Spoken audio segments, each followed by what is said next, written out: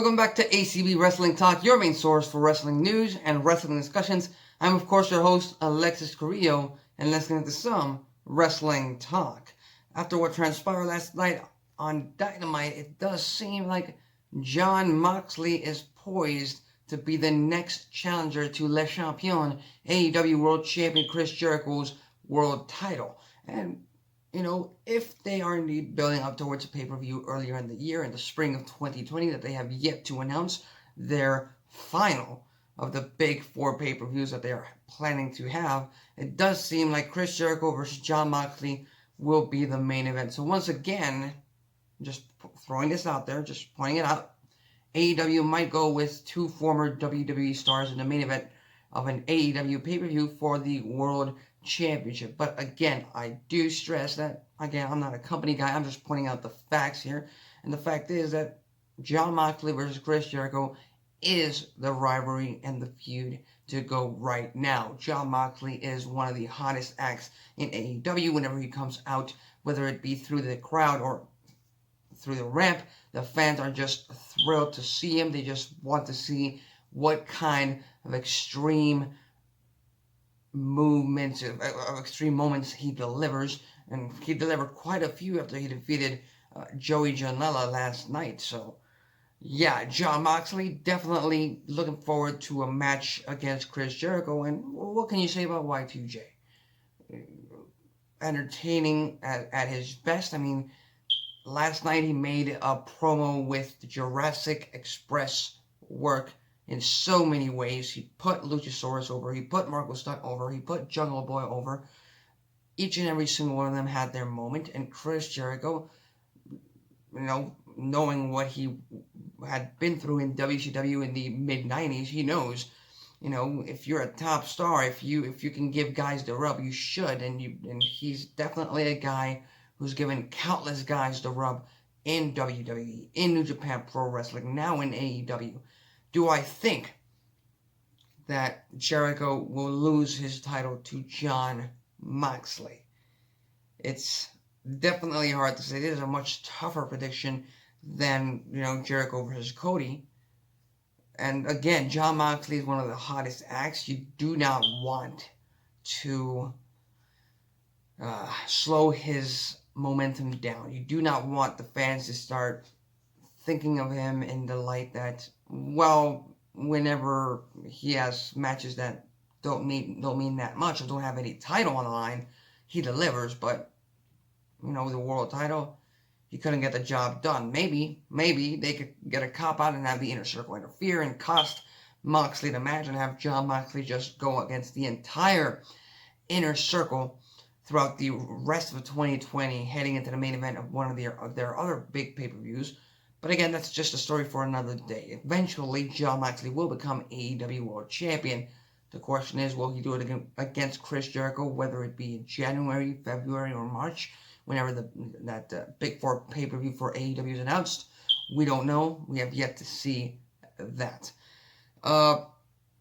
We got Cody coming out, and he basically challenged the Butcher and the Blade to a tag team match after this tag team debuted last week and laid Cody out. Cody pretty much laid out the challenge and said, you want a tag team match? Go right ahead. Hell, you can even pick my own tag team partner. I don't mind. And that's that. It seems like Cody is already cleared to return in the ring because it seems like he's going to have that tag team match next week. Sorry about the movement of the camera, but once again, he had quite a few offers for MJF. Cody, of course, wanted to get his hands on his former best friend, and he figured that money and material things would be the only way to get to MJF, to Maxwell Jacob Friedman. And so he offered his Ford Black Ops. He offered a watch gifted to him by Tony Khan. He offered his red bottom shoes and some cash. And when I mean some cash, he offered $50,000 inside a briefcase, and I cannot be more jealous of the lucky fan who got $100. He pretty much didn't have to pay for a ticket, and maybe he even got a profit from actually attending a Dynamite broadcast. So with that said, he told MJF, name your price, I will give it to you for that one match where Cody can get his revenge. The real issue here is if and when Cody and MJF do battle in the middle of that ring, you damn well know Wardlow ain't going to be too far around. So has Cody taken that into consideration? Again, we'll have to wait and see. That's most of the gist with these weekly broadcasts, whether it be Dynamite, Raw, SmackDown, NXT, Impact. It's normally what happens now affects what happens next week, and it's because of what happened last week. And that's kind of the gist, and that's kind of the wrestling industry's way. We also got quite a few match results. It was a night filled with action. First of all, the match that opened Dynamite on TNT, Dustin Rhodes and the Young Bucks defeated Sammy Guevara and Proud and Powerful in that 6-man tag. I predicted Proud and Powerful and Sammy Guevara to take the win. Again, mostly because I think the Inner Circle, AEW is focused on making the Inner Circle as strong as possible, but they went the other way. Phoenix, that damn luchador, fantastic luchador, defeated Trent. His partner, Pentagon Jr., defeated Christopher Daniels in the middle of that ring, just like I predicted. They need to make the Lucha Brothers look strong, and possibly the Lucha Brothers are the next challengers for the AEW World Tag Team Champions, SCU. Now, that wouldn't be so far away from the question after they just defeated Christopher Daniels. Brandy and Awesome Kong announced that they formed a Nightmare Collective, and they got a new pledge they started taking locks of hair from her. Again, whatever makes the AEW Women's Division a lot more interesting, and this is certainly it. I've been asking for Awesome Kong and Brandy Rhodes to appear on AEW Dynamite so that, I can get more invested in the AEW Women's Division. So, there you go. Thank you, Dynamite. And finally, we gotta mention the fact that AEW just flat out mocked Britt Baker's spot at NXT TakeOver. It was a fun moment. It was a fun shot at NXT and a fun shot at WWE. Nothing more to it. It was just get the people talking. That's that. That's what happened on Dynamite last night. But we also had NXT. And I'm glad to report that Mauro Ranallo was back on commentary for NXT. Happy to see him back. Again, whenever it's a case of online bullying, or whenever someone gets offended online, especially someone who works as hard as Mauro Ranallo, you want to see him back, and I'm glad to see him back. And Mamma Mia, did he have quite a show to announce this past night on NXT on the USA Network. First of all, we had the Undisputed Era come out. Adam Cole said that they had a November to remember after they invaded Raw, they invaded SmackDown, and after all of that, they proclaimed NXT the dominant brand and humiliated the main roster at Survivor Series. But even though they did that on the main roster, on NXT itself, Adam Cole seems to think that they lack the respect that they should be getting, the respect that they should deserve. And so he demanded that Finn Balor, the guy who laid him out with a Pele kick last week, come out and give him the respect he deserves. Well, he didn't get Balor. He got Keith Lee. And boy, did Adam Cole bask in his glory, because Keith Lee is getting over with the fans. He is just a fan favorite every time he walks through the curtain, through any NXT show, and he proved that this past night on NXT. And again, Keith Lee's popularity pretty much surged due to last week's pounce from Cole. And again, what a pounce. What a pounce. What a gif. What a gif. And obviously Cole, humiliated by that, they sent off the Undisputed Era, and Keith Lee, they started brawling as they usually do. This is wrestling after all. Ciampa came out from behind and attacked Adam Cole, and Lee and Ciampa ended that whole segment standing tall in the middle of that ring, and Tommaso Ciampa held up something that Adam Cole left behind, and that's Goldie. the NXT Championship itself. It's not a him. It's itself. He also got Killian Dane defeating Pete Dunne in a grand opener for NXT. Shayna Baszler defeated Zia Lee, but that was not it for the NXT Women's Division, because Rhea Ripley was set to do battle against Dakota Kai, and, well, Rhea Ripley took a page out of the heels, but when she set Dakota Kai up, Mia Yim came out. They started beating on them for payback for what Dakota Kai did at War Games. Sorry. And then, out of nowhere, out came Shayna Baszler, Jessamine Duke, and Marina Shafir, the rest of the horsewomen. And they started to fight Ripley and Yim off, to the point that Shayna Baszler made Rhea Ripley pass out. So it's safe to say that Rhea Ripley is next up to challenge for the NXT Women's Championship, but it's not going to be at a takeover event, at least not the very first time. The first time Ripley and Baszler do battle, it's going to be on the December 18th episode of NXT, which is packed. It's packed. I can't wait for that show, because we've got ourselves a triple threat match that is going to be the main event. It's going to be Tommaso Ciampa versus Finn Balor versus Keith Lee in a triple threat match next week.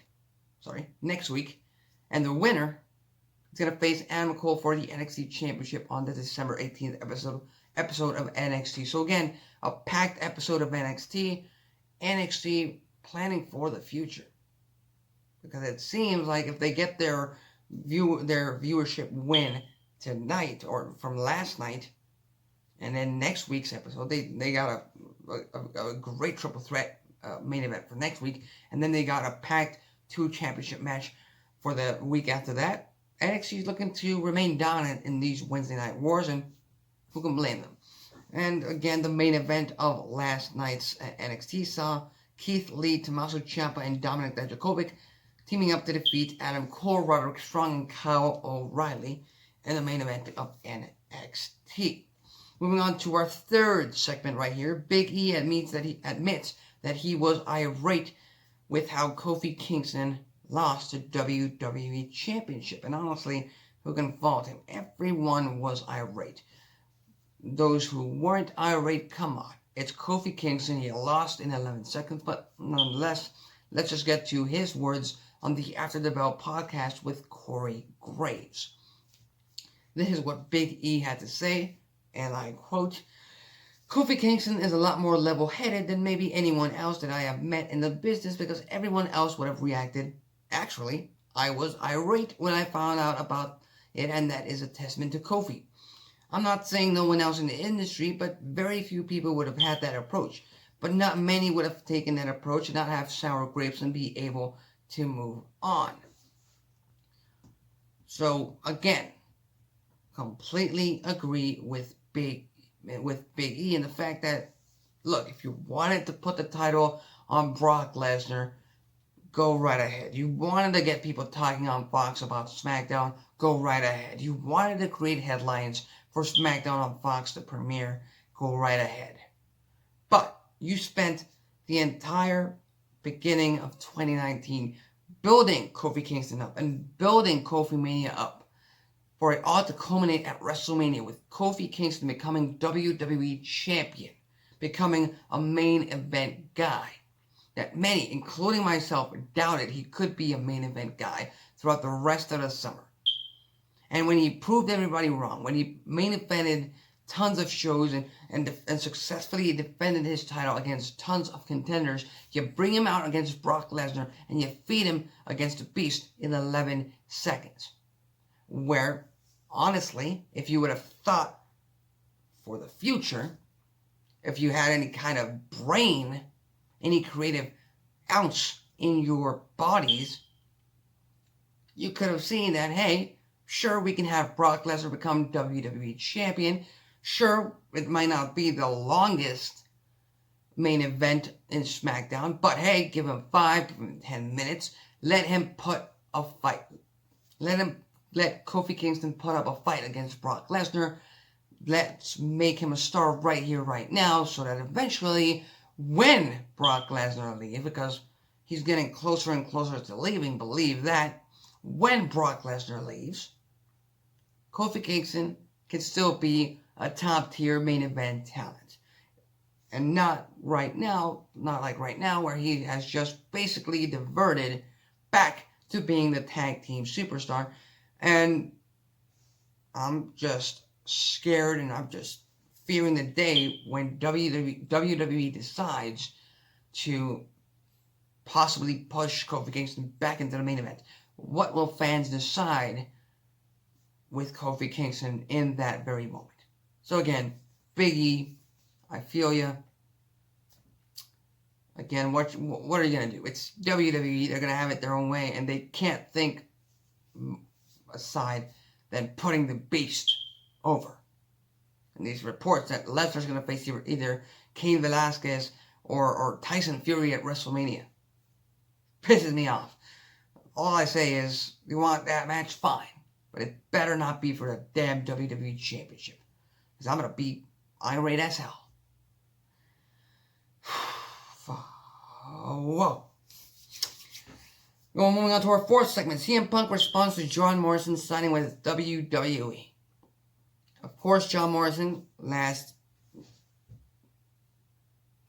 Tuesday night, it was announced that the Friday Night Delight was going to be returning to WWE, to which he sent out this tweet, where he pretty much stated that he was excited to be appearing with the best professional wrestlers on the planet. He was excited to be a part of the best professional wrestling roster in the entire world. And if you ask me, they're pretty much the best wrestling roster in the world. Now, CM Punk obviously took, had his own opinion in that. Because again, even though WWE, if you compare their roster to any other company's roster in the world, they have the much better roster. But there are great wrestlers in other companies. CM Punk seems to think that Will Ospreay is one of the best in the world, and who could blame him? He is. So CM Punk responded saying that, dude, Will Ospreay is in New Japan. So again, there's going to be tons of talented people, tons of talented performers, tons of talented wrestlers all over the world, and all over the wrestling companies, in New Japan, Impact, Ring of Honor, AEW, everywhere. They're not exactly going to be in the same company. And again, this is a matter of opinion. But Will Ospreay had to say and responded to Punk by saying, I'm blushing right now. I'm blushing. So again, Will Ospreay, CM Punk throwing themselves compliments. Again, both great professional wrestlers. WWE has the greatest professional wrestling roster right now. These news just pretty much state the obvious. So, yeah. Anyway, CM Punk is confirmed for next week's episode of WWE Backstage. What will he have to say about Seth Rollins calling him out, and the fact that Seth Rollins appeared on a recent episode of Backstage and he wasn't there? What's he going to have to say about Jon Morrison returning to WWE in front of an actual live camera? Tune in on Fox next week, maybe, if you're interested. It's CM Punk. And finally, Tessa Blanchard had quite a few remarks on the Sandman's comments about women's wrestling main eventing shows. This after at WrestleCade Super Show had the main event of Rosemary, Taya Valkyrie, and Su Yung versus Jordynne Grace in the main event of the show. To which Jordynne Grace pretty much tweeted the fact that the Sandman had told her that he didn't think women should be main eventing. He didn't think that was right. Well, a few personalities had tons of things to say. Most of them did not agree with the fact, and again, I expressed the same opinion. I don't agree with that. If women's wrestling, if the women's program is the most interesting and they are the most over characters and storylines in the actual company and the actual show, they should definitely be the main event. If it's warranted, they should. In this case, it's an independent show. Why not? It's an independent show. These are four of the best wrestlers, I believe. Tyler Valkyrie, Su Yung, Jordan Grace. I forgot the fourth already. I forgot the fourth. Rosemary. Sorry. How did I forget Rosemary?